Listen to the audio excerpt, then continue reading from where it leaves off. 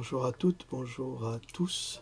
Nous sommes le 2 mars 2019. Louloute, tu as un petit mot à nos amis? Bonjour tout le monde. Et puis, comme je te disais, bien, on pensait à ces gilets jaunes dehors. D'accord. Voilà, on est avec eux. Alors une pensée pour les gilets jaunes, surtout, parce ils sont notre âme, ils sont l'âme de la France aujourd'hui, ils sont courageux comme personne. Oui. Ils sont extraordinaires, ces gilets jaunes, ce sont des gens qui à 99% sont comme vous et moi et qui manifestent pour une vie meilleure et méritée. Louloute, arrête de faire du bruit, on t'entend. S'il te On plaît. m'entend? Oui? Ok. Au revoir. Au revoir. D'accord. Donc je reprends avec notre petite interlude familiale. Je vais lui couper le sifflet.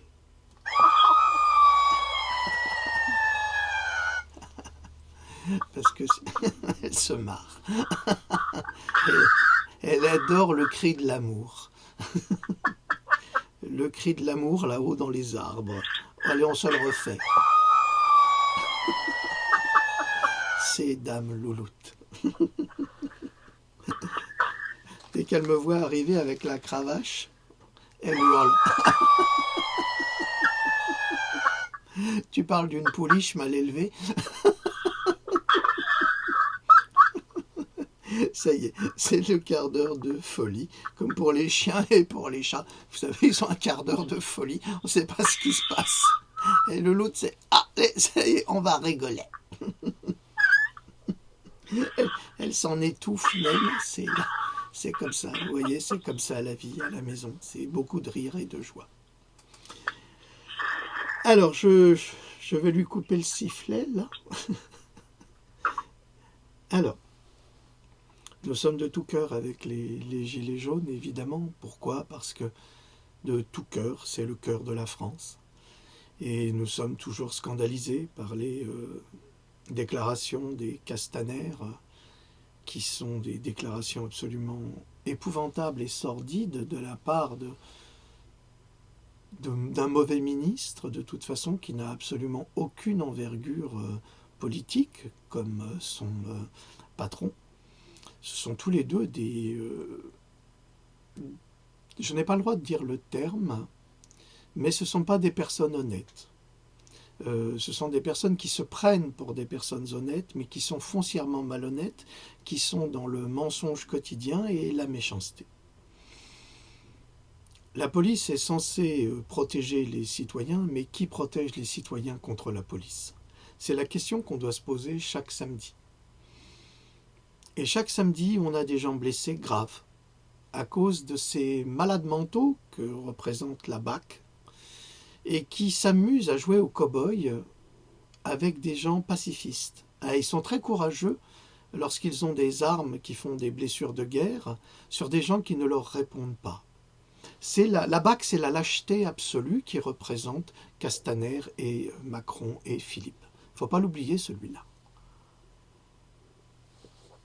Ils appartiennent tous à la même famille de personnes malhonnêtes foncièrement et qui agissent contre les intérêts du peuple. Donc j'ai un peu peur encore pour aujourd'hui, et je vous l'ai déjà dit, je pense que soit les manifestations doivent se passer et qu'il faut qu'il y ait vraiment, mais alors énormément de monde, encore plus que ce qu'il y a aujourd'hui, et là la police sera évidemment submergée, ne pourra pas agir. Souvenez-vous de Charlie, il y a eu 3 millions de personnes quasiment à Paris, me semble-t-il, entre 2 et 3 millions. C'était énorme. On ne pouvait rien faire. Rien. Alors soit c'est des manifestations populaires, mais immenses, colossales, et là la police sera dépassée et ne pourra pas agir à cause du nombre, et elle n'a pas à agir puisque les gens sont pacifistes. C'est ça le problème. Il n'y a aucune raison d'agir. C'est 1% de ces gilets jaunes qui sont des casseurs, au service de l'État. Parce que j'ai fait une réflexion dernièrement sur des casseurs qui avaient des marteaux tout neufs. Mais ils ont acheté où ces marteaux? Dans des grandes surfaces capitalistes, et ils se disent anticapitalistes, mais ils font marcher justement ces grandes surfaces. C'est quand même extraordinaire. Il y a une telle contradiction dans cette attitude et il n'y a aucune raison de casser. Ça ne sert à rien de briser des biens publics.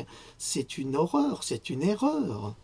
Détruire des voitures, des Porsche ou des machins, mais ça sert à quoi? Ça sert à quoi? Le type, il est assuré à 100%, sa voiture sera remboursée. Et après, les petits qui ont des mutuelles et qui sont blessés durant les manifestations, eux ne sont pas remboursés. À cause de ces petits salopards qui détruisent la pureté d'un mouvement social. C'est un scandale. Il faut que les Gilets jaunes fassent leur service d'ordre. Il faut qu'ils leur tombent dessus et qu'ils les écartent. Il n'y a pas le choix puisque la police les laisse passer et que les CRS reçoivent l'ordre de ne pas les toucher. C'est quand même extraordinaire, ça aussi. Bon, c'est pas pour vous parler des Gilets jaunes qu'aujourd'hui je vais faire cette conférence, c'est pour vous parler de la vaccination. Alors hier, je n'ai pas fait de capsule parce que d'abord on m'a arraché une dent qui était en mauvais état malheureusement. Donc j'étais pas en bon état pour la faire, mais ça m'a permis de travailler beaucoup pour vous, de relever des informations ici et là. Et je vais vous demander une grande attention, parce qu'elle sera nécessaire, parce que ça va aider beaucoup de gens. Comme toujours. Là, j'ai mes papiers là-bas. Bon, c'est pas grave, vous savez, ici c'est un bureau, on y travaille, donc c'est vrai que c'est un petit peu le bordel. Alors j'ai coupé ma lampe parce que ça vibre, c'est pas sur la même fréquence, j'en ai parlé avec mon ami Eric. Il m'a dit, la fréquence de ta lampe n'est pas la même que la fréquence de ta caméra, donc ça vibre. Je dis, ah ben, qu'est-ce qu'on fait? Essaye ça. Donc là, je suis en plein jour, j'en profite. Donc voilà. Vous n'aurez pas cet effet de vibration de la lumière. Alors une citation. La vaccination est une pratique barbare, une des plus fatales de toutes les désillusions de notre temps. Les objecteurs de conscience à la vaccination doivent faire face seuls, si nécessaire, contre le monde entier pour la défense de leurs convictions. C'était le Mahatma Gandhi, donc Gandhi qui disait ça dans les années 50. Comme quoi, vous voyez que la vaccination, ça date pas d'hier.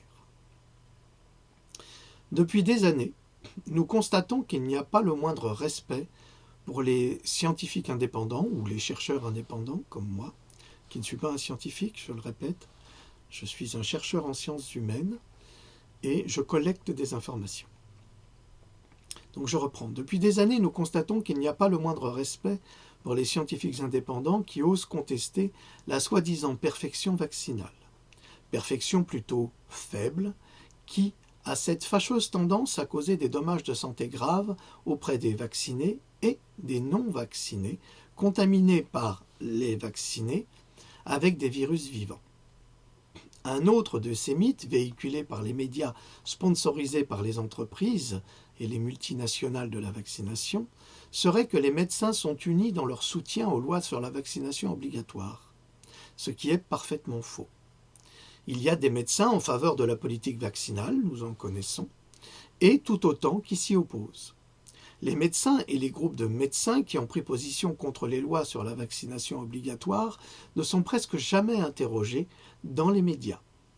Et s'ils sont mentionnés, ils sont considérés comme des charlatans, des complotistes, auxquels on devrait retirer leur licence. La plus grande association de médecins au monde est l'American Medical Association, l'AMA, qui entretient des liens étroits avec l'industrie pharmaceutique et qui représente probablement plus de lobbyistes à Washington que tout autre groupe professionnel.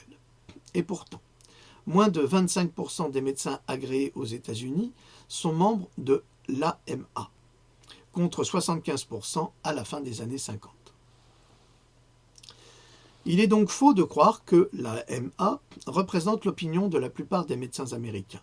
Pourtant, c'est exactement ce que la presse et les autorités sanitaires développent comme propagande.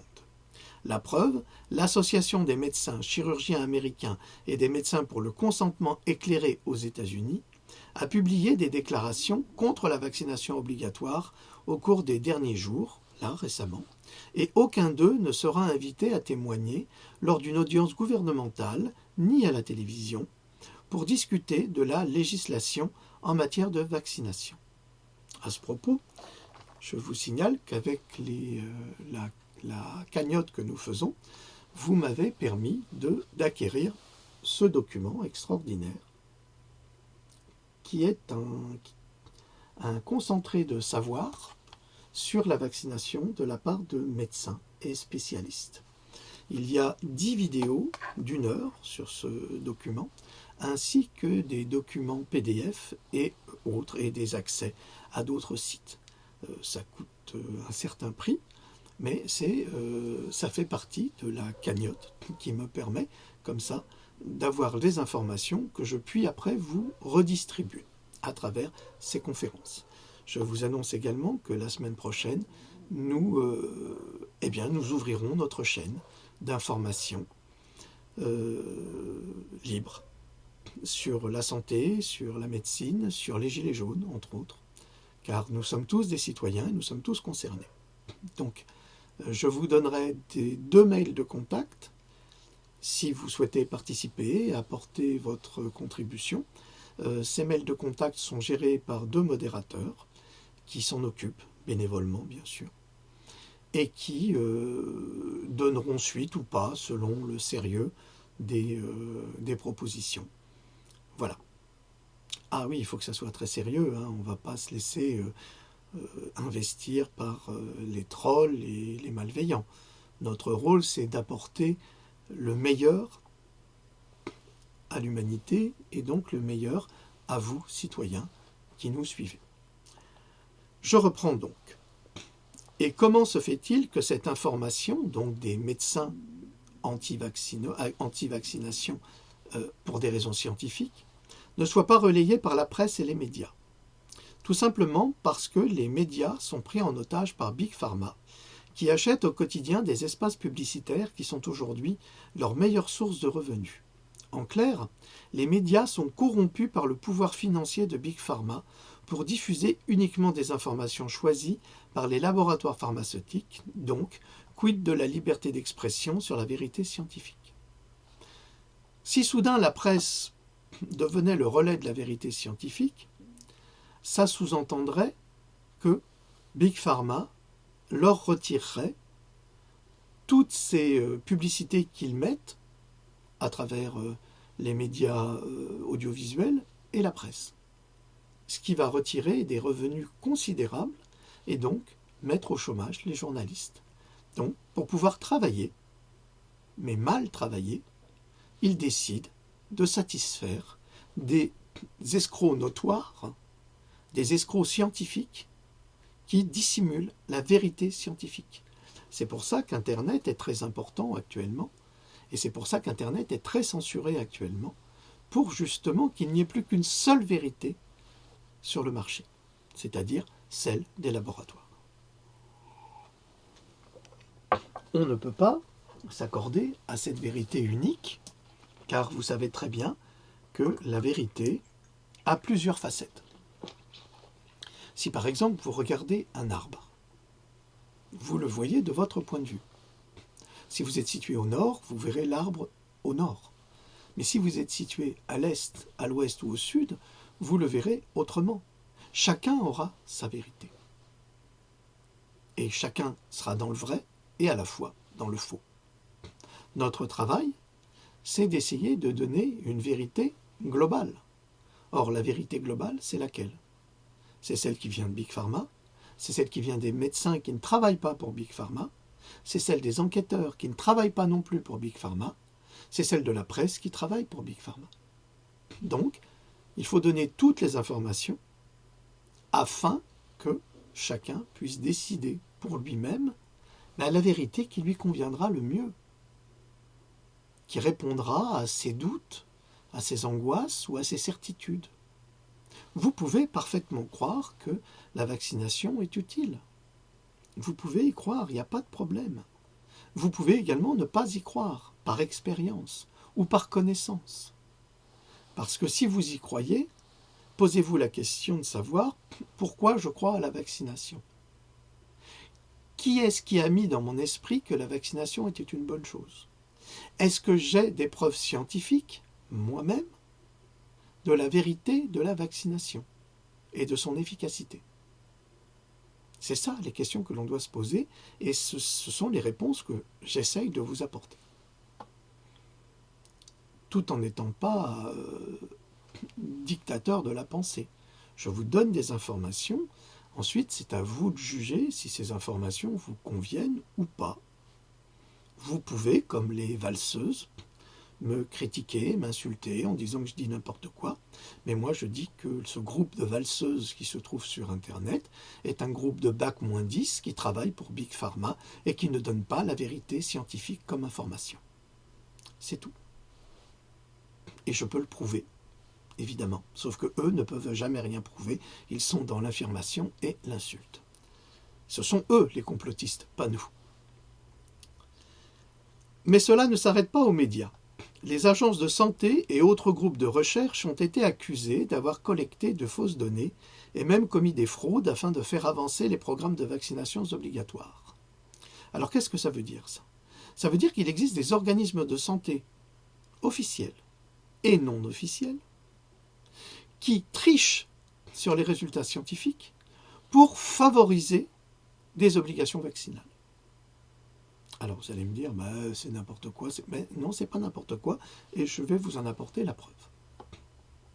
De nombreux laboratoires pharmaceutiques ont été condamnés suite à des pratiques douteuses et des fraudes manifestes, tant sur leurs médicaments que sur leurs vaccins, GSK, Merck, etc. Aucun n'y échappe. Je les ai dénoncés dans mes différents ouvrages Pandora. Oui, alors pour ceux qui me connaissent depuis peu, j'ai écrit 7 livres, je crois, ou plus ou moins, peu importe, sur justement la santé, la médecine et la vérité scientifique qui n'est pas distribuée. Donc vous trouverez toutes ces preuves, parce que je vous apporte des éléments de preuve et des preuves à travers des liens constants, parce que je cite tout le temps mes références. C'est parce que j'ai une formation universitaire et qu'à l'université, on vous apprend que quand vous dites quelque chose, vous devez avoir ce qui s'appelle un backup, c'est-à-dire vous devez avoir des sources qui vont confirmer ce que vous dites. Sinon, c'est trop simple, hein. On peut dire tout et n'importe quoi, et c'est exactement ce que font les laboratoires qui trafiquent, comme l'a fait Monsanto, qui a été condamné pour cela, qui trafiquent les sources scientifiques pour les arranger à leur propre sauce, ce qui leur permet de gagner des millions et des millions de dollars, et qui, malgré les poursuites judiciaires, leur permettent de gagner du temps, et pendant qu'ils gagnent du temps, parce qu'un procès ça dure 10 ans, ils encaissent tout le temps. Et c'est le cas du ROR, par exemple. Mais que penser lorsque des organismes de santé officiels, en lesquels nous devrions avoir confiance, jouent dans la cour des laboratoires au lieu de protéger la population? Un organisme de santé officiel a le devoir de distribuer une information juste, scientifiquement juste, afin de prévenir la population des risques encourus par l'utilisation de tel vaccin ou de tel médicament. Or, qu'est-ce qui se passe quand ces organismes de santé officiels trichent sur les résultats?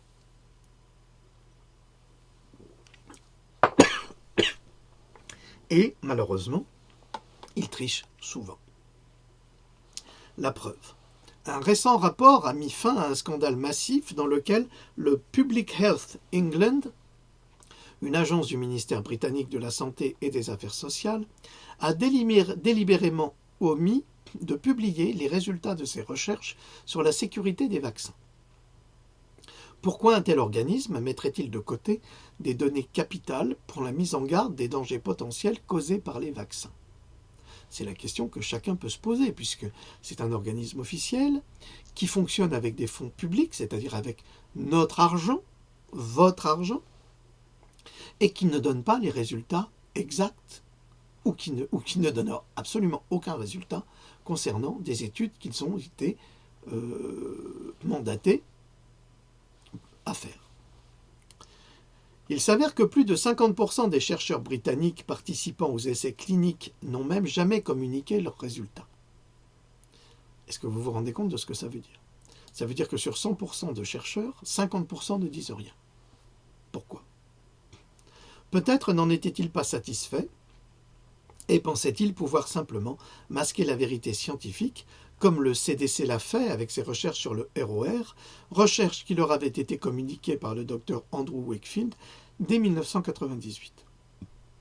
C'est-à-dire qu'il a fallu 20 ans pour que le CDC finisse par admettre, alors c'est les centres de contrôle des maladies, pour que les CDC finissent par admettre qu'effectivement le ROR provoquait l'autisme chez certains patients.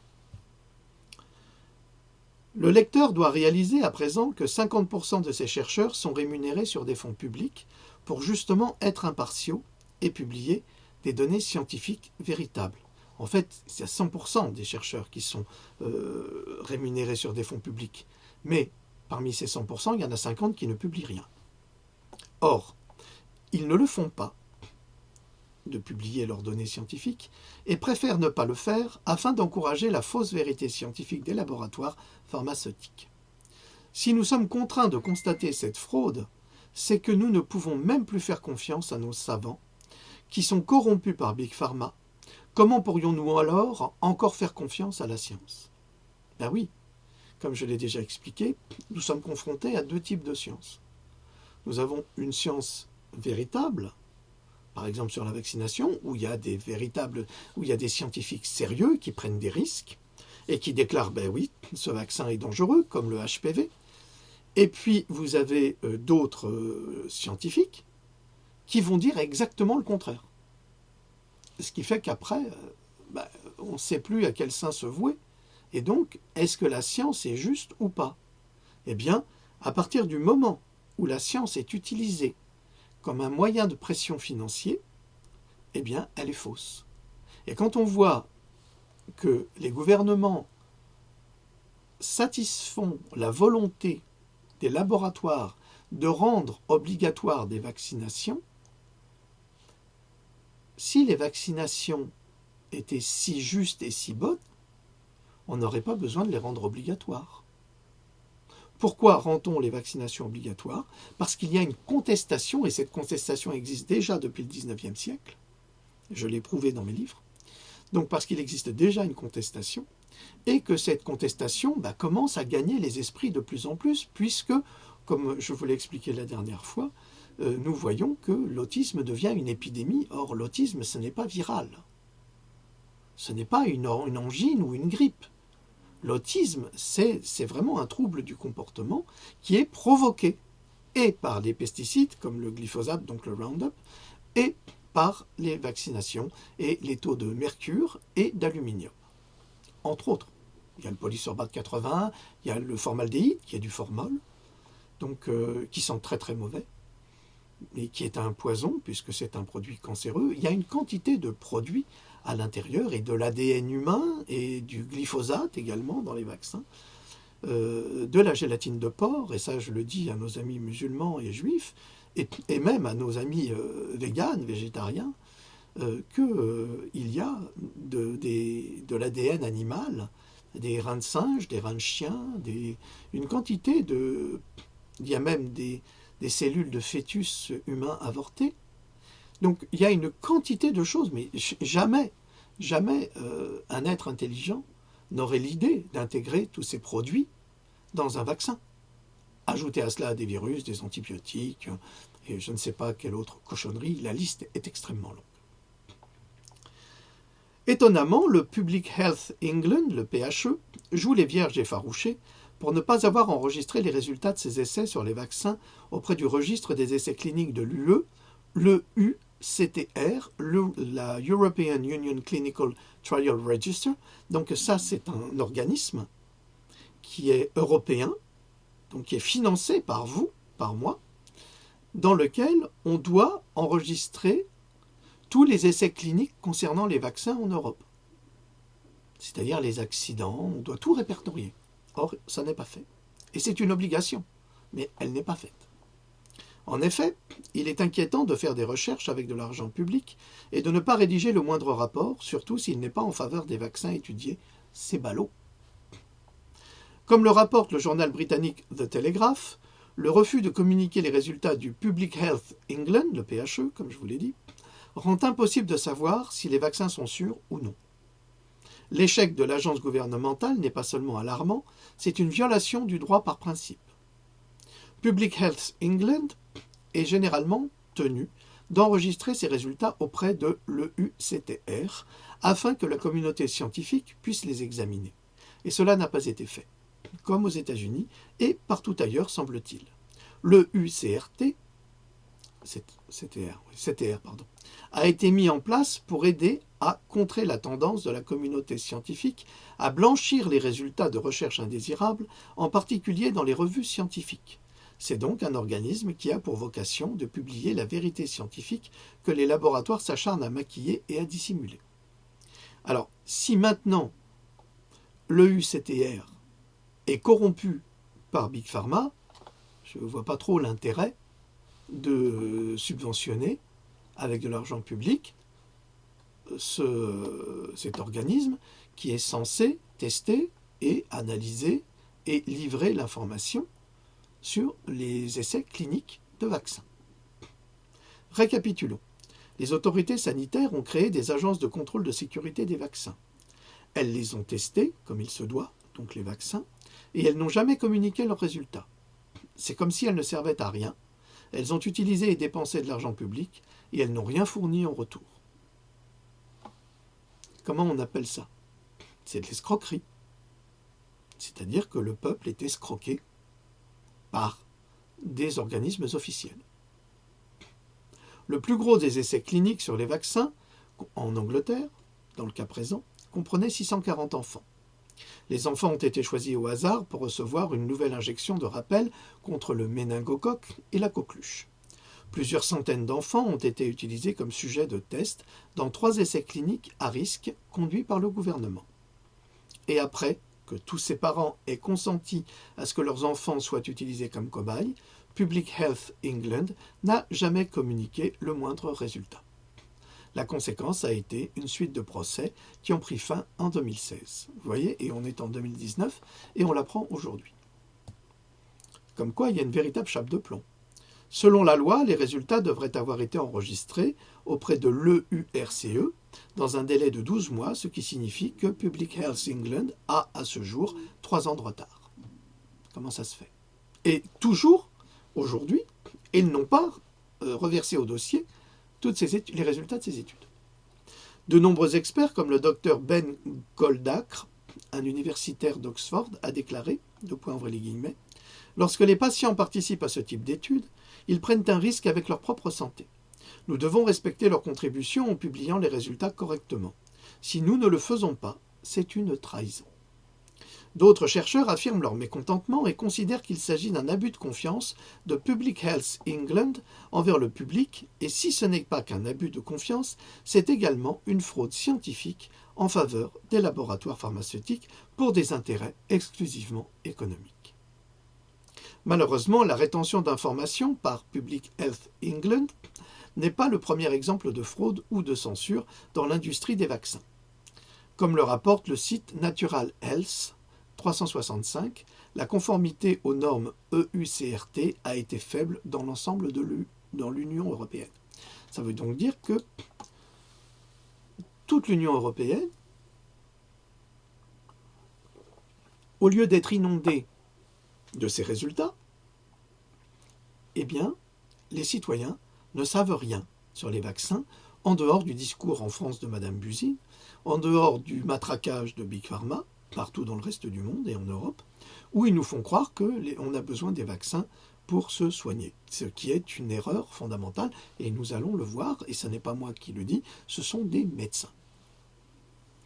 Jusqu'à présent, il semble que de nombreux chercheurs préfèrent faire face à des poursuites judiciaires que de soumettre des données qui contredisent les faits. Alors pourquoi est-ce que les chercheurs préfèrent subir des poursuites judiciaires? D'une part parce que leur avocat est un avocat de Big Pharma qui ne paye pas, et que d'autre part, ils ont sans doute reçu de sérieux pots de vin pour justement ne pas communiquer ces informations. Ce qui fait qu'ils ne seront pas condamnés à des peines lourdes, peut-être quelques amendes, mais qui seront prises en charge par Big Pharma, c'est rien du tout. Donc là, on assiste encore à une belle escroquerie organisée. Selon les données récemment publiées par BMJ, moins de 50% des résultats de l'étude ont été soumis à l'URCE. Cela signifie que plus de la moitié des résultats des essais cliniques européens ne sont jamais rapportés à l'EUCRT.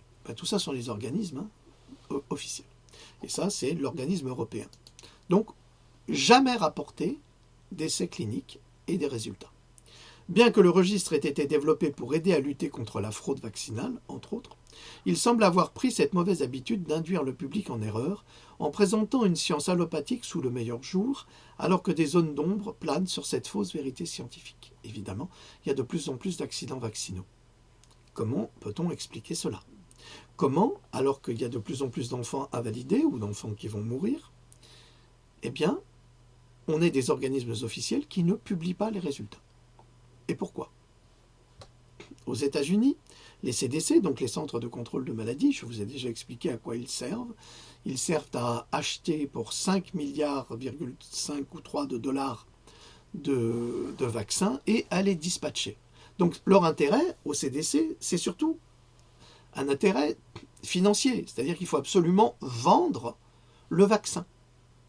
S'il est défectueux, on le vend quand même, parce que sinon les CDC sont ruinés. C'est dramatique, parce que nous assistons là à une véritable fraude, et ça a été le cas du ROR, qu'il est toujours. Aux États-Unis, les CDC ont été critiqués pour avoir omis des données prouvant que le vaccin ROR endommageait les enfants, alors qu'ils le savaient pertinemment. Ils le savaient depuis 1998, et la FDA, la Food and Drug Administration, aussi. Et au lieu de dire la vérité, ils ont attaqué en justice pour fraude Andrew Wakefield qui leur avait donné les preuves. C'est quand même un scandale absolu. Je continue. L'ACIP du CDC, c'est un organisme parallèle, mais qui appartient au CDC, envisage d'étendre la recommandation pour le vaccin contre le HPV aux 27 à 45 ans. Le HPV, nous allons en parler, j'en parle dans tous mes livres. C'est-à-dire que à chaque fois que je fais une publication d'un ouvrage, eh bien, j'apporte de nouvelles contributions scientifiques concernant le HPV ou Gardasil, ou qui appartient à Merck, qui est un modèle déposé, ou le Cervarix, qui appartient à GSK, qui est l'équivalent.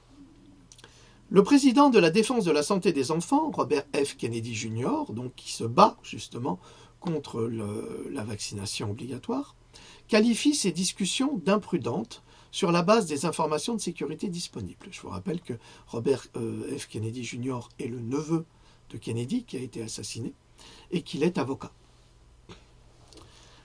Washington, D.C. Alors, le comité consultatif des pratiques de vaccination du CDC, donc l'ACIP, envisage de recommander le vaccin contre le virus du papillome humain, donc le HPV, donc Gardasil Cervarix, aux femmes et aux hommes âgés de 27 à 45 ans, lors d'une réunion les 27 et 28 février 2019. Donc là, ils se rencontrent tous ensemble, le gouvernement et les laboratoires, sans tenir compte des preuves scientifiques qui indiquent les dangers du HPV, pour demander une recommandation obligatoire de ce vaccin contre le papillome humain et le cancer du col de l'utérus pour les hommes et les femmes. Ça veut dire que pour les femmes, c'est pour lutter contre le cancer du col de l'utérus, et le même vaccin est injecté pour les hommes. Mais il me semble que les hommes n'ont pas d'utérus. Pas encore. Donc il y a quand même un problème. Regardez la publicité actuellement sur les serviettes périodiques.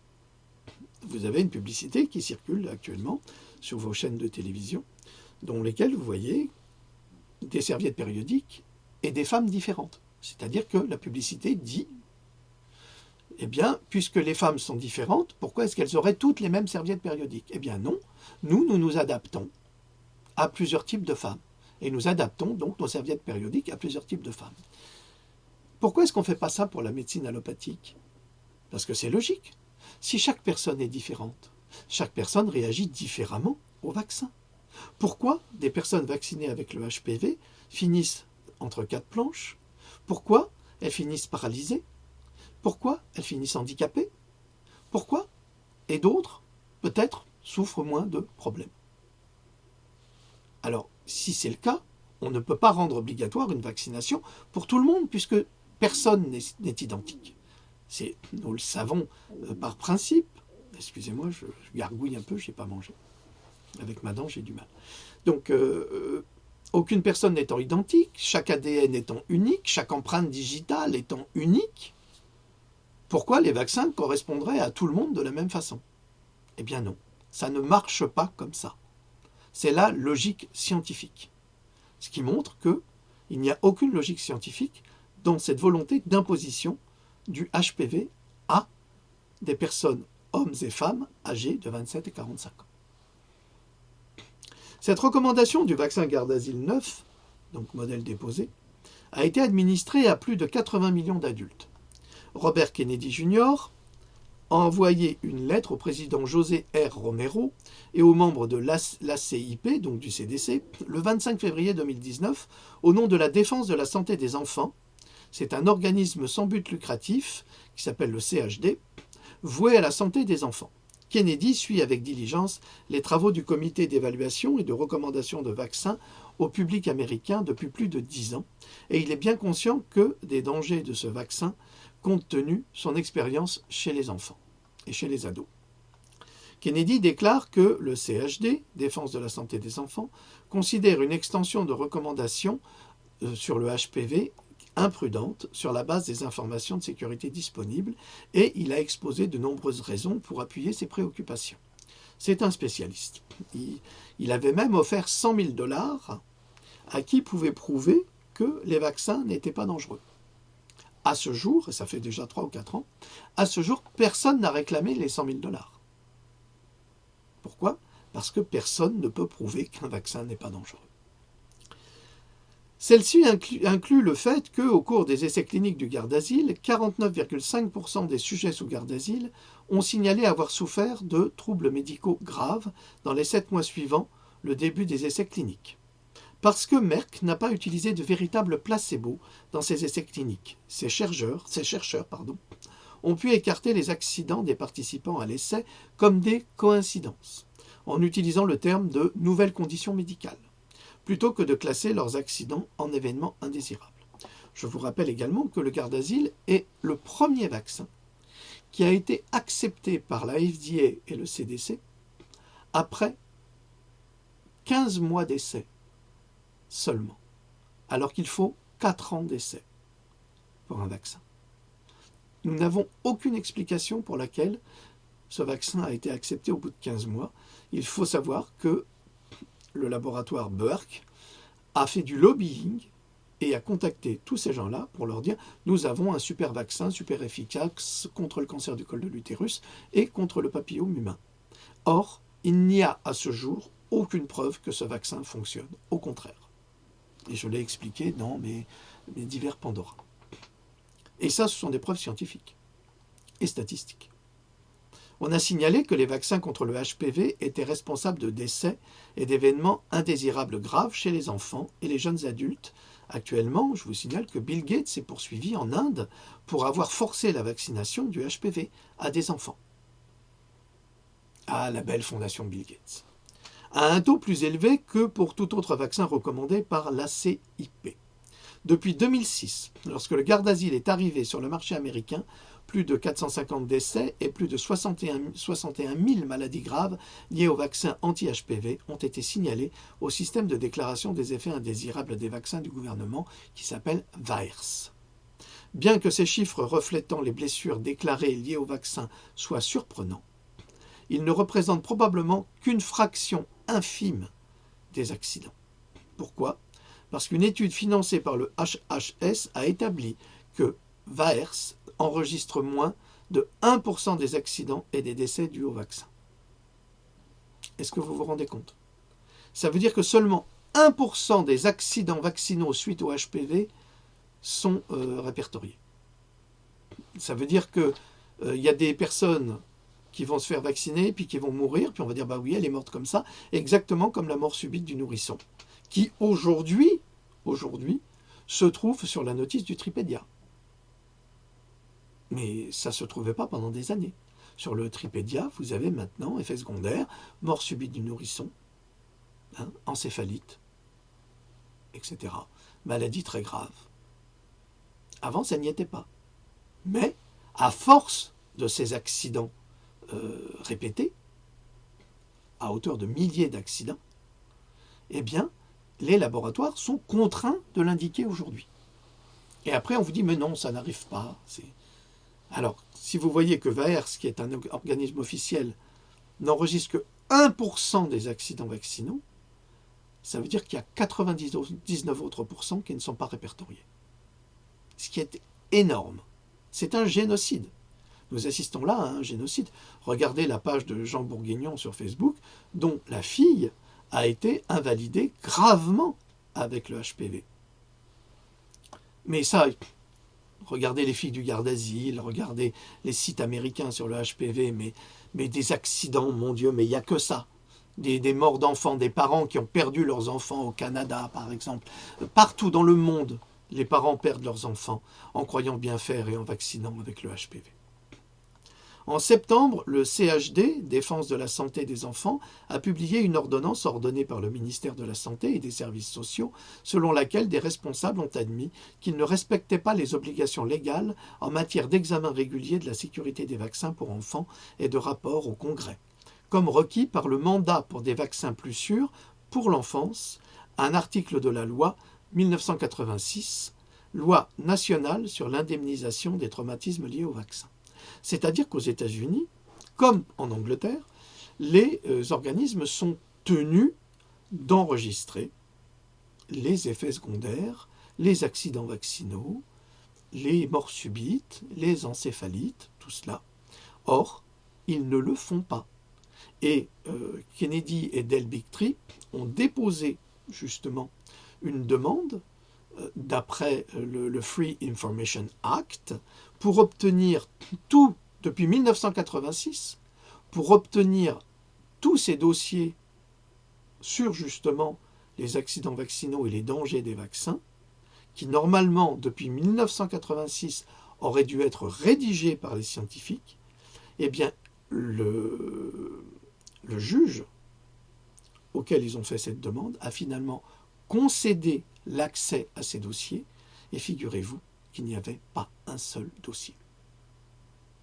Depuis 1986, il y a une loi officielle, fédérale et nationale qui autorise, qui rend obligatoire les résultats de ces essais cliniques, et ces résultats ne sont jamais consignés. Pourquoi ? Et les gens sont payés pour ça. Vous allez me dire, payer à rien foutre, c'est déjà une chose. Mais payer à ne pas satisfaire une réalité scientifique, c'est encore pire. Au début, mi-février 2019, dans une décision similaire, la FDA, la Food and Drug Administration, a admis qu'elle n'avait aucun dossier d'essai clinique permettant d'approuver un vaccin actuellement homologué contre la grippe ou le DCAT utilisé chez les femmes enceintes. Il n'y a pas que ça. Pour tout. La lettre de Kennedy informe Romero que le CHD, Défense de la santé des enfants, cherchera à tenir les membres de l'ACIP responsables de la recommandation pour avoir mis en danger cette population avec un produit ayant une efficacité peu prouvée, donc le HPV, efficacité peu prouvée, mais risquant davantage de lui faire développer des cancers et d'autres maladies graves. Alors maintenant, je vais vous faire un petit cadeau qui est dans mon dernier livre, qui est celui-ci. Attendez, j'ai des choses dessus. Tout tombe. Voilà. Donc dans mon dernier livre, vous avez les dernières publications américaines sur, justement, le HPV. Et je vous ai consigné certaines de ces informations. C'est un très long chapitre. Et ça, c'est très, très important de l'acheter. Pourquoi ? Pour protéger vos jeunes filles avant de les vacciner avec le Gardasil ou le Cervarix, pour vous informer de ce que c'est que le HPV et des résultats scientifiques obtenus. Alors, j'ai pensé que ça devait vous intéresser inévitablement. Au Japon, les jeunes femmes et les jeunes filles souffrant de douleurs généralisées chroniques et sévères suite à la vaccination du Gardasil de Merck ou du Cervarix de GSK se sont organisées pour prendre publiquement la parole et révéler leurs souffrances. Les discussions sont débattues lors d'audiences publiques au cours desquelles des experts médicaux indépendants font des présentations scientifiques qui ont validé les souffrances des femmes avec des preuves documentées liées au vaccin anti-HPV. De leur côté, les laboratoires ont envoyé une armée de scientifiques qui ont opposé ces douleurs à un facteur psychosomatique. À nouveau, c'est le mépris de la science sur les victimes, ce qui est insupportable. En février 2014, après une audition publique au cours de laquelle des scientifiques indépendants ont présenté des preuves indiscutables, le gouvernement japonais a non seulement annulé sa recommandation de faire vacciner les filles et les jeunes femmes avec le Gardasil de Merck ou le Cervarix de GSK. On imagine que Merck et GSK ne tiennent absolument pas à ce que ce scénario se reproduise un jour ailleurs, c'est pourquoi nul n'en a rien su en Europe et bien entendu en France. Je vous rappelle que Madame Buzyn veut rendre obligatoire le Gardasil. À nos petits garçons maintenant. Qu'attendent les parents français pour en faire autant?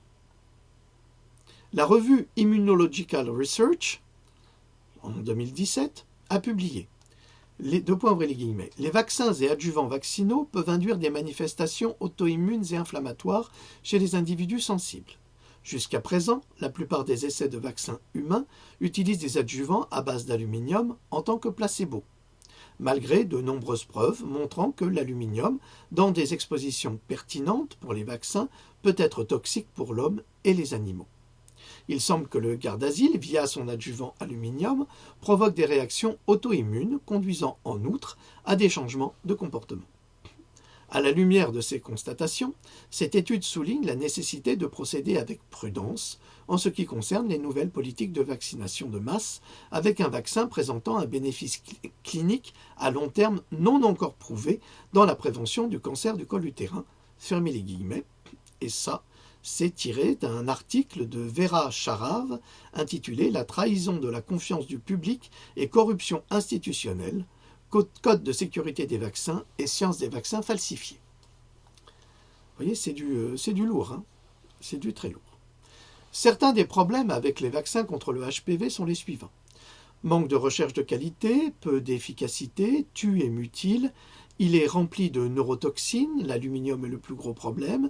Le cancer du col de l'utérus contre lequel le vaccin est censé protéger est extrêmement rare. Le virus HPV se décèle ou pas et certains sujets ne savent même pas qu'ils l'ont ou qu'ils l'ont tué et contractent encore moins le cancer du col de l'utérus. Ainsi, au lieu de vacciner les enfants tout juste adolescents, de simples rapports protégés suffiraient à éviter une contagion. Mais serait-ce encore juteux pour les laboratoires? Et pourquoi vacciner des garçons avec un vaccin censé lutter contre le cancer du col de l'utérus? Plus le mensonge est gros, plus il passe. La vaccination du HPV peut produire des effets secondaires allant de gênants à très graves, comme sur le site de l'injection, la formation d'un kyste ou d'un abcès peut se produire dans certains cas.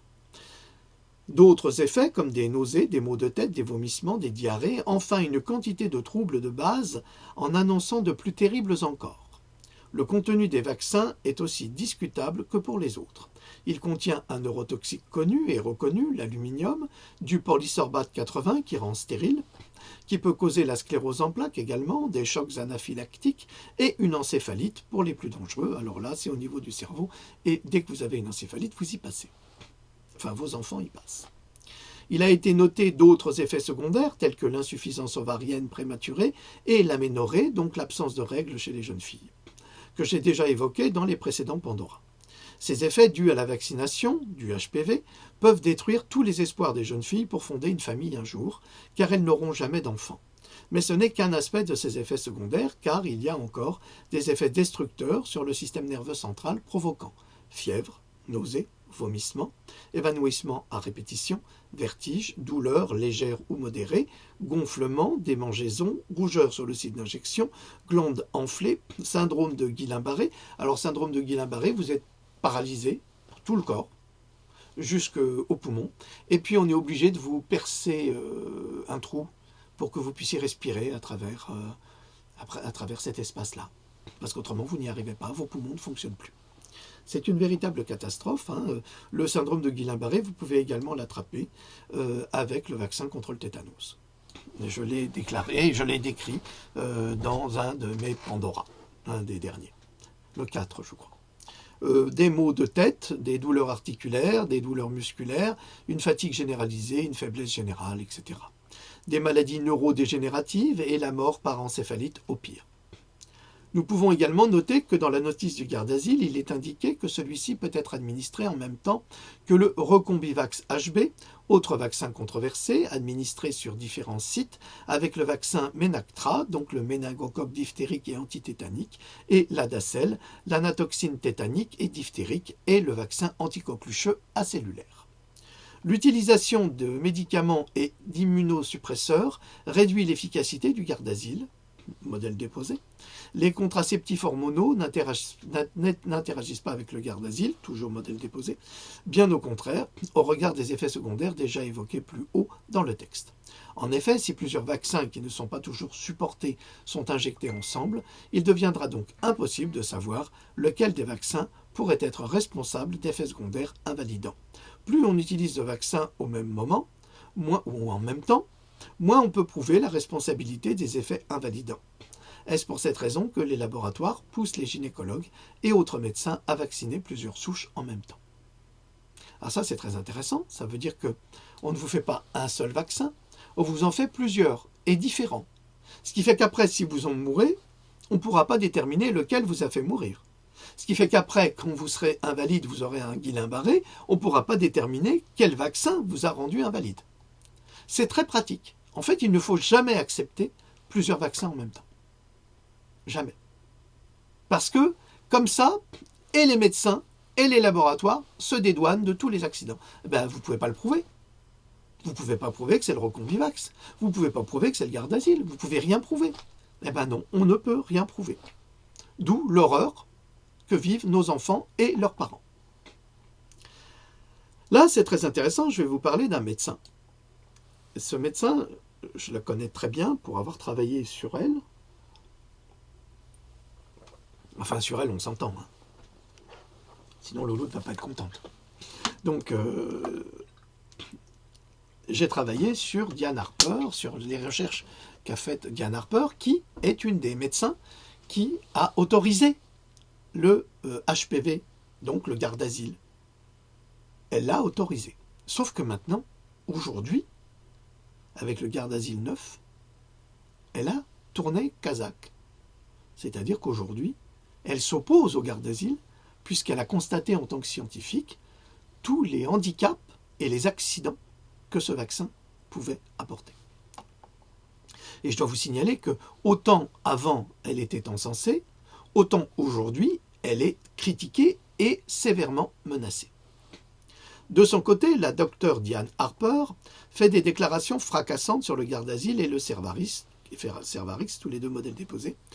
Expert de premier plan, responsable des études sur l'innocuité et l'efficacité des phases 2 et 3 du garde d'asile qui ont permis l'approbation des vaccins contre le virus du papillome humain, donc l'HPV, garde d'asile et Cervarix, la docteure Harper est également l'auteur de nombreux articles scientifiques publiés sur les vaccins. Elle a été ma référence lors de la publication de Pandora 1 sur le garde d'asile. Mais aujourd'hui, face à de tels dégâts sur la jeunesse internationale, la docteure Harper dénonce vigoureusement cette attaque sciemment menée contre la santé de nos enfants à travers les vaccins contre le HPV. C'est à la 4e conférence internationale sur la vaccination, qui s'est tenue à Reston, en Virginie, qu'elle a déclaré publiquement le danger de ces deux vaccins en s'appuyant sur des recherches et des résultats purement scientifiques. Si jadis elle faisait partie de l'élite qui encourageait les vaccins, son discours a littéralement changé pour des raisons d'éthique scientifique et humaine. Vous imaginez un peu ce que ça veut dire? Ça veut dire que cette femme qui a validé les premiers gardes d'asile revient en arrière en disant que pour des raisons d'éthique scientifique et humaine, elle ne peut pas cautionner le garde d'asile. Ainsi, lors d'une conférence, celle-ci a déclaré que, ouvrez les guillemets, le risque de cancer du col utérin aux États-Unis est par principe extrêmement faible. et les vaccinations ne devraient avoir aucun effet sur le taux de cancer du col utérin. C'est ce que j'ai publié là-dedans, avec une étude qui a été menée exactement sur le cancer du col utérin et sur le garde d'asile. Il confirme absolument ce que dit Diane Harper. En fait, et on pense même que c'est le vaccin qui va créer le cancer. J'ai dit bien, on pense même. Et ce n'est pas moi qui le dis. En fait, 70% de toutes les infections à HPV se résolvent sans traitement en 1 an. Ça veut dire que le système immunitaire va régler le problème. Et leur nombre dépasse largement 90% en 2 ans. Tous les essais des vaccins HPV ont été réalisés sur des enfants âgés de 15 ans et plus, bien qu'ils soient actuellement commercialisés pour des enfants de 9 ans. Alors, du point de vue hormonal, une jeune fille à 9 ans n'a rien à voir avec la même jeune fille à 15 ans. Donc c'est quand même, scientifiquement, là, il y a un problème. Jusqu'à présent, seules 15 037 filles ont rapporté des effets secondaires indésirables du garde d'asile à VAERS. Et ce nombre ne reflète que les parents qui ont surmonté les obstacles pour signaler ces effets indésirables. Parce que pour signaler ces effets indésirables, c'est très compliqué. Parce que vous vous retrouvez devant des avocats, des laboratoires, qui font tout pour briser tous les efforts que vous ferez. Alors selon votre condition sociale, si vous avez la force spirituelle et intellectuelle pour résister à cela, c'est très bien. Mais si vous êtes des gens extrêmement modestes, qui ne savent pas s'exprimer comme il le faudrait, eh bien vous êtes littéralement détruits. C'est pour ça qu'il y a très peu de déclarations. La vaccination forcée est aujourd'hui un crime contre l'humanité. Il n'y a pas de différence entre les programmes de vaccination forcée et ce que les médecins nazis ont fait subir dans les camps de concentration durant la Seconde Guerre mondiale à leurs prisonniers. C'est l'opinion de Ralph Fuchetol, docteur en droit américain, qui rédige un article à charge contre la vaccination forcée aux États-Unis et ailleurs. Et là, cela va vous intéresser au plus haut point, parce que vous me posez souvent des questions auxquelles j'ai déjà répondu dans Vaccins, secrets et vérité. Vous avez toutes les réponses, légales d'ailleurs, pour résister à la vaccination. Mais là, je vais vous donner encore d'autres informations qui sont capitales, ce qui veut dire que les lois vaccinales votées par Macron et Madame Buzyn ne sont absolument pas valables. Vous avez bien entendu, ces lois vaccinales obligatoires ne sont pas valables. Non. Et je vais vous en donner la preuve. Ainsi, aux États-Unis, des législateurs exigent que des lois plus sévères obligeant les familles à se faire vacciner sous peine de sanctions financières et de perte d'avantages sociaux soient mises en place. Je vais le rajouter. Soit mises en place. Alors on m'a posé la question, on m'a dit oui, en Israël, il n'y a pas de loi vaccinale. Eh bien si, en Israël, il y a des lois vaccinales obligatoires, et surtout pour les religieux qui ne veulent pas justement de vaccin, et qui ont beaucoup d'enfants, eh bien, s'ils ne vaccinent pas leurs enfants, ils perdent désormais leurs allocations familiales. Et comme ils vivent justement sur leurs allocations familiales, eh bien, c'est plutôt compliqué. Donc vous voyez, c'est la même chose partout. C'est-à-dire que la dictature de Big Pharma, donc des laboratoires, s'applique dans tous les pays, quasiment, sauf au Japon, parce que les Japonais sont quand même très indépendants. Le RER n'est pas obligatoire, le garde d'asile, non. En Autriche, le garde d'asile a été interdit, parce que la ministre de la Santé était médecin, et qu'elle a constaté les dégâts, donc c'est pas obligatoire, mais dans d'autres pays, ça l'est. Alors, ces mêmes législateurs qui condamnent les citoyens qui souhaitent protéger leurs enfants sont le plus souvent bénéficiaires d'importantes subventions, voire de paiements politiques de la part des compagnies pharmaceutiques. En effet, et ça c'est dans Pandora 1, j'avais expliqué comment fonctionnaient les laboratoires et les clubs du RPR à l'époque, ou du PS ou autres, qui sont des clubs qui sont financés par les laboratoires et où tous les députés ont énormément d'avantages. Avantages en nature et autres, ce qui est très très pratique pour eux d'ailleurs et pour les laboratoires. Comme ça ils peuvent voter des lois pour les laboratoires. C'est là que nous en revenons aux gilets jaunes, puisque les gilets jaunes veulent supprimer cette corruption organisée et entretenue par les politiques à travers des pots de vin, parce que ce sont des pots de vin qui leur sont versés par les laboratoires. D'une manière très subtile, attention, hein, c'est pas, tiens, je vais te donner ça, c'est vraiment très subtil, c'est une corruption sordide. Vous ne vous étonnez pas qu'après, de nombreux politiques ont des comptes à l'étranger. C'est là où tout cet argent dort, dans les paradis fiscaux. Pourquoi M. Macron refuse justement de l'ISF? Mais parce que tous ces gens sont obligés de déclarer, et ils ne le déclarent pas. Ça a été le cas de notre ministre qui n'est toujours pas en prison, qui est M. Cahuzac, qui mériterait d'y être, mais qui n'y sera jamais, comme Benalla qui n'y sera jamais, et qui a aussi touché des commissions extrêmement importantes par rapport à tout le travail qu'il a fait pour le gouvernement français. C'est un porte-valise, ce monsieur. Et tous les porte-valises ne vont jamais en prison, puisqu'ils ont des savoirs secrets qui peuvent considérablement ennuyer leur patron. Alors soit ils sont abattus, soit ils ferment leur gueule, et c'est exactement ce qui se passe. Et je continue. Ces nouveaux efforts politiques sont déclenchés par une légère hausse de quelques cas de rougeole. Ah oui, bon, je vais reprendre ça. Alors, qui est-ce qui aujourd'hui, on devrait respirer un petit peu par rapport à toutes les informations que je vous donne, ça fait 1 heure que nous travaillons, mais j'en ai encore d'autres, ça va être une très longue capsule. Si elle est supprimée sur YouTube, c'est pas grave. Vous la trouverez sur YouTube et bientôt sur ma chaîne qui s'appelle Cogito. Vous aurez tout, ne vous inquiétez pas. Donc, ces hommes politiques et ces femmes politiques comme Madame Buzyn, qui malheureusement est mariée à Yves Lévy, et tous les deux ont des brevets sur les vaccins. Donc plus on vend de vaccins, plus ils gagnent d'argent. Donc c'est dans leur intérêt à eux, qui est un intérêt personnel, et c'est grave, parce qu'il y a un conflit d'intérêts ici, de pousser à la vaccination.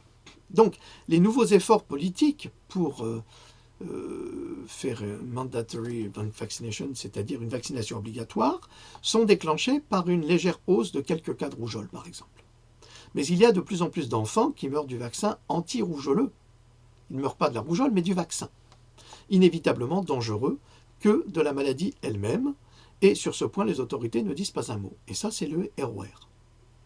On peut mourir de ce vaccin, et où on peut devenir autiste. Ce qui est surprenant, c'est que les législateurs acceptent la connivence avec ceux qui considèrent la vaccination forcée comme un bénéfice pour la santé publique, en dépit du fait que le gouvernement américain n'a fourni aucun rapport de sécurité vaccinale requis par la loi depuis 1986. D'autant plus que ces rapports n'existent pas, ils n'ont jamais été rédigés alors que la loi en donnait l'obligation. Pourquoi ces rapports n'existent pas? Parce que s'ils existaient, ils prouveraient que les vaccins sont aussi dangereux. Les tribunaux fédéraux et des États, donc c'est le tribunal fédéral, pour les accidents vaccinaux en 1986, ont promis que les vaccins seraient plus sûrs et que le gouvernement fédéral ferait un rapport au Congrès chaque année sur les progrès accomplis. Aucun rapport de ce type n'a été présenté alors que les familles ont été sévèrement touchées par des accidents vaccinaux, des milliers d'enfants morts et mutilés, victimes de la politique de vaccination obligatoire aux États-Unis, mais aussi en Europe. Je corrige, j'en profite. Les horreurs de la pseudoscience vaccinale auraient pu être... Attendez. Excusez-moi. Les horreurs de la pseudoscience vaccinale auraient peut-être pu être tolérées, car les familles pouvaient, dans le passé, toujours choisir de ne pas se faire vacciner pour des raisons religieuses ou philosophiques. C'était le cas de tous les juifs, les musulmans, les témoins de Jéhovah, les véganes, les végétariens, qui refusent qu'on leur injecte des produits d'ADN humain, donc du cannibalisme. Même les chrétiens. Enfin, quoique tous les dimanches, bois ce vin car c'est mon sang, mange ce pain car c'est mon corps, c'est une forme de cannibalisme également. Bon, alors pas les chrétiens. Mais toutes ces personnes nommées précédemment pouvaient refuser la vaccination. Mais aujourd'hui, par exemple, en Californie, on s'en fout. Là où il y a un risque, il doit y avoir un choix. Cependant, cette promesse de consentement éclairé fait maintenant l'objet d'attaques concertées par les juridictions fédérales. Donc, ce dont nous allons parler maintenant, c'est le consentement éclairé, que vous pouvez trouver également dans la loi Kouchner. C'est dans mes livres. Aujourd'hui, les exemptions créées par les législateurs peuvent être abolies, affirment les législateurs, c'est-à-dire ceux qui sont censés nous défendre, ceux qui sont censés nous représenter, soit nos députés, et même nos sénateurs. C'est peut-être exact, mais seulement si le changement de la loi ne viole pas les droits inaliénables des citoyens américains, mais également des citoyens français. Les législateurs doivent comprendre les limites internationales de leur pouvoir, affirmées sur la question de la vaccination forcée. Et ça, je le dis pour Madame Buzyn. Les législateurs doivent comprendre les limites internationales de leur pouvoir affirmé sur la question de la vaccination forcée. Qu'est-ce que ça veut dire? Ça veut dire qu'il y a des lois internationales, et ce n'est pas parce que Madame Buzyn, qui est au service de Macron, qui est au service des laboratoires, a le droit de trahir ces lois internationales depuis 1945. Les guerres ont des conséquences, et l'une des conséquences de la Seconde Guerre mondiale a été la promulgation dans le cadre du droit international coutumier du Code de Nuremberg, qui lie toutes les nations entre elles. Le gouvernement américain, au cours des procès ultérieurs de Nuremberg, et plus particulièrement du tristement célèbre procès des médecins nazis, promulgua le Code de Nuremberg en tant que reformulation de la loi existante sur le consentement éclairé. Elle a juré et suspendu des médecins, enfin, c'est pas elle, c'est le Code Nuremberg, le Code de Nuremberg, excusez-moi, hein, j'en profite parce que sinon je vais oublier. Le Code de Nuremberg a jugé et suspendu des médecins nazis pour crimes contre l'humanité, en violation du droit universel du consentement éclairé. Ce qui veut dire qu'aujourd'hui, une vaccination obligatoire est une violation du droit universel du consentement éclairé. Alors si on a jugé les médecins nazis pour cela, aujourd'hui, on peut juger tous les médecins qui vaccinent sans donner les informations nécessaires, on peut juger la ministre de la Santé et on peut juger le gouvernement français dirigé par M. Macron. Justement, à cause de ces vaccinations obligatoires. Cela a été fait en vertu des dispositions de la Convention de Genève qui stipule qu'un pouvoir détenant un prisonnier de guerre ne peut juger un prisonnier pour crime de guerre que si la même loi s'applique au pays dans lequel il est détenu. Alors là, j'ai les 10 articles du Code Nuremberg que je vous donnerai dans Pandora 6. Ce n'est pas la peine que je vous les dise maintenant parce que ils sont très importants et c'est la base de tout. Je peux vous donner l'article 10 par exemple. Dans le déroulement de l'expérience, le scientifique qui en a la charge doit être prêt à l'interrompre à tout moment s'il a été conduit à croire, dans l'exercice de la bonne foi, de la compétence du plus haut niveau et du jugement prudent qui sont requis de lui, qu'une continuation de l'expérience pourrait entraîner des blessures, l'invalidité ou la mort pour le sujet d'expérience. Ça veut donc dire qu'un médecin, s'il a le moindre doute sur un vaccin, il peut interrompre la vaccination, par ce simple principe, par l'article 10 du Code de Nuremberg, établi dès 1945. Qu'une continuation de l'expérience pourrait entraîner des blessures, l'invalidité ou la mort pour le sujet d'expérience. Il a une responsabilité, le médecin. Elle est là, elle est publique, elle est publiée et elle est internationale. Il ne peut pas contourner cela. Alors maintenant, je vais vous donner les mots exacts de la Convention de Genève sur le consentement éclairé. Et ça, c'est valable aujourd'hui. 2 points, ouvrez les guillemets. Le consentement volontaire du sujet humain est absolument essentiel. En clair. Pour une vaccination, quelle qu'elle soit, vous devez donner votre consentement volontaire et éclairé. Ça veut dire que vous devez donner votre accord pour faire vacciner votre enfant, et votre médecin est obligé de vous éclairer sur les risques que prend votre enfant à se faire vacciner. Ça veut donc dire que si, comme je vous ai donné par exemple tout à l'heure, tous les éléments éventuels d'effets secondaires du HPV, donc du Gardasil et du Cervarix, normalement, le gynécologue ou votre médecin est obligé de vous les donner et de vous demander si, après, vous voulez toujours vacciner votre enfant. C'est le consentement éclairé et volontaire. Donc, le consentement volontaire du sujet humain est absolument essentiel.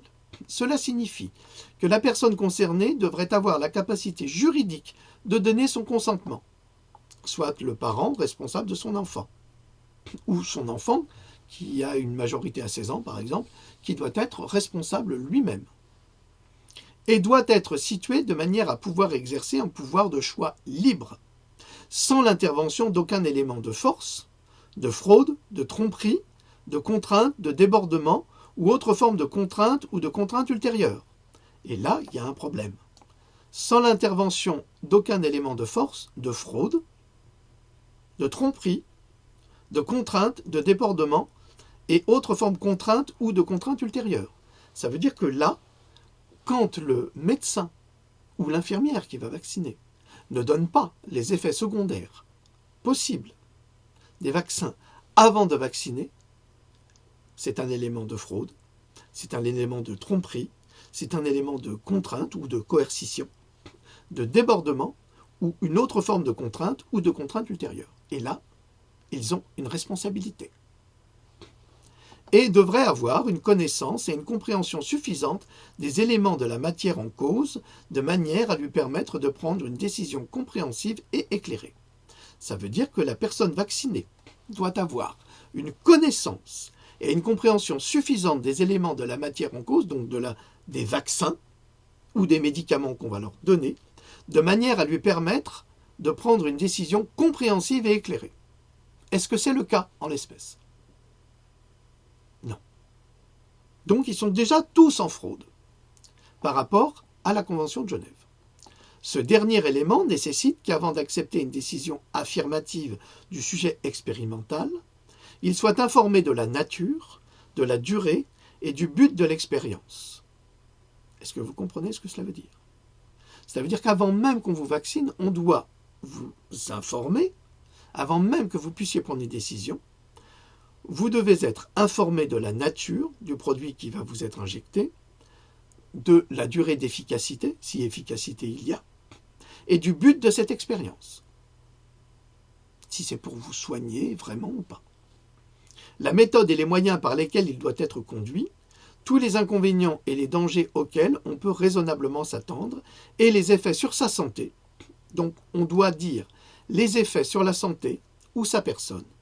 Le devoir et la responsabilité de vérifier la qualité du consentement incombent à chaque personne qui initie, dirige ou participe à l'expérience. C'est un devoir et une responsabilité personnelle qui ne peuvent pas être délégués à un autre en toute impunité. Tout est là, voilà l'extrait de la Convention de Genève. Ainsi, au terme des conventions de Genève, le Code de Nuremberg s'applique aux États-Unis, mais il s'applique également en France. Ralph Fucettola est président de l'Institut pour la recherche de la santé et de la Fondation pour les solutions naturelles. Il est également connu comme l'avocat des vitamines depuis 36 ans de pratique. Ralph Fucettola a rédigé un mémoire détaillé sur le droit du consentement éclairé que je donnerai dans mon livre, ici. Vous aurez tout l'article qu'il a rédigé, mais en anglais, bien sûr, parce que c'est... Bon, je ne vais pas encore le traduire en français, c'est énorme. Montrant comment le droit international, y compris la déclaration de bioéthique des Nations Unies, le droit statutaire américain soutiennent le droit. C'est-à-dire que le droit international est plus fort que la loi Busine, par exemple, des obligations vaccinales. En 1914, le juge Benjamin Cardozo, futur juge de la Cour suprême, a validé le concept de consentement volontaire en notant que tout être humain, je dis bien tout être humain, a le droit de décider ce qui doit être fait avec son corps en considérant l'intervention médicale sans consentement éclairé comme une violation illicite. Je reprends, entre guillemets, tout être humain adulte et sain d'esprit a le droit de décider de ce qui doit être fait avec son propre corps. Un chirurgien qui effectue une opération sans le consentement de son patient commet un acte dont il est responsable en dommages et intérêts. Fermez les guillemets. Schlendorf, C. Society of New York Hospital, 105 NE 92-93, New York, 1914. Dans une affaire récente, Missouri contre McNeely, 569 US 141 en 2013, la Cour suprême a déclaré que même une attente réduite en matière de la vie privée ne diminue pas l'intérêt de la vie privée d'empêcher un agent du gouvernement de percer la peau. Et bien qu'une analyse de sang effectuée dans un établissement médical par un personnel qualifié soit moins intrusive que d'autres invasions corporelles, notre Cour n'a jamais renoncé à sa reconnaissance du fait que toute intrusion forcée dans le corps humain impliquait des intérêts importants de protection de la vie privée protégés par la Constitution. C'est à la page 15. Le point pertinent est que les législateurs, qu'ils soient fédéraux ou d'État, n'ont pas le pouvoir de faire abstraction du droit de consentement éclairé. Alors ça s'adresse à l'Amérique, mais s'il y a des juristes parmi vous, ça doit exactement s'adresser à la France, puisque c'est une loi internationale. Le consentement éclairé. Ça veut dire qu'on n'a pas le droit de vous vacciner sans consentement éclairé. S'ils le font, ils sont également coupables, comme les médecins nazis jugés à Nuremberg. Ça veut dire que si on vous vaccine, ou on vaccine votre enfant, sans votre consentement éclairé, ces médecins, ces infirmiers, ces infirmières se rendent coupables des mêmes crimes que les médecins nazis jugés à Nuremberg. Je sais, ça va faire l'effet d'une bombe, mais c'est comme ça. Il n'y a pas de juste milieu. Soit un homme politique défend le droit universel du consentement éclairé, soit il contribue au crime contre l'humanité. Et c'est actuellement le cas des gens qui nous gouvernent. Les objecteurs à la vaccination doivent affirmer notre droit universel au consentement éclairé indépendamment de toute exemption législative afin de le préserver. Ça veut dire qu'il ne faut pas lutter contre la vaccination, il faut lutter avec le consentement éclairé. C'est cela la faille du système. Et personne ne peut contrarier, ne peut contredire cette faille. On va peut-être m'assassiner pour ça. Hein. Je sais qu'il ne faut pas le dire, mais c'est logique. Je vous donne la possibilité de sauver vos enfants. Entre guillemets. Bon, je donne des liens, hein, évidemment. Le consentement éclairé est un droit humain fondamental protégé contre la diminution par le biais d'une autorité législative et administrative, déni d'objection de conscience philosophique ou religieuse à la vaccination prescrite. Le consentement éclairé est distinct des exemptions prévues par la loi et ne peut être aboli. Le droit à un consentement éclairé n'a pas de sens sans le droit de refuser toute intervention médicale, y compris la vaccination. Afin de défendre le droit international humanitaire relatif au consentement éclairé à toute intervention médicale, y compris la vaccination, même pendant toute urgence sanitaire déclarée locale, nationale ou internationale, le droit de refuser toute vaccination doit être respecté, que ce refus soit fondé sur des raisons philosophiques, des raisons médicales ou religieuses, ou pas du tout. Là, maintenant, je vais vous montrer une aberration. Je pourrais m'arrêter là. Ça devrait... je vais regarder combien j'en ai encore. Ouais, il y a encore beaucoup de choses. Donc, je vais m'arrêter là. 1h18, c'est déjà lourd.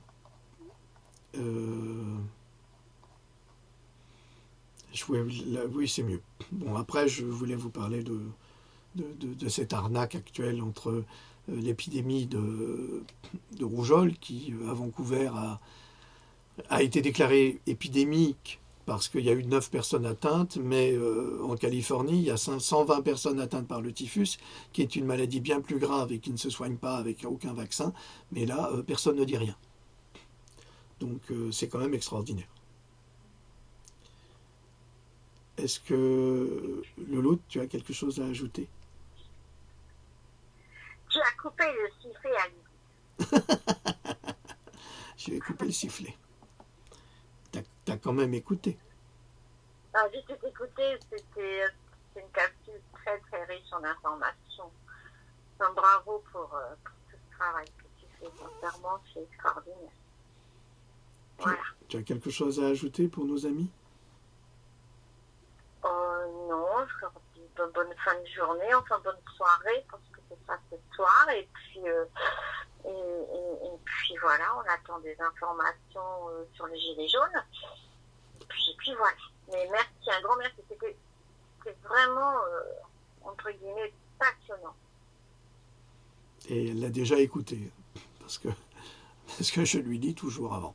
Donc c'est pour vous dire que ça l'a vraiment intéressé, c'est très bien. Et j'espère que ça vous a intéressé de la même manière. Vous avez aujourd'hui les éléments de preuve pour sauver vos enfants. Cessez de paniquer. Travailler sur le consentement éclairé, c'est fondamental. Et comme ça, on ne pourra rien vous dire et pas handicaper vos enfants à travers des vaccinations dangereuses et inutiles. Je vous remercie pour votre attention, pour votre écoute. Et Loulou Témoin, nous vous disons à bientôt, peut-être à demain, nous verrons les informations que nous aurons sur les gilets jaunes. Et peut-être vous lirai-je la suite également. Très bien, je vous remercie pour toutes ces informations amplifiées, évidemment, enrichies. Vous les retrouverez dans Pandora 6 avec tous les liens, tout ce qui est nécessaire pour vous apporter tous les éléments dont vous aurez besoin pour vous défendre, si vous devez vous défendre. Et si vous devez vous défendre, créez une association, créez véritablement une association avec des avocats dédiés à l'association pour défendre les gens en général. N'y allez pas tout seul, vous ne pouvez pas gagner contre ces gens-là qui ont les meilleurs avocats, donc c'est pas possible. En revanche, en association et en groupe, c'est beaucoup plus puissant. Voilà, je vous remercie pour votre écoute, je vous dis à plus tard. Salut.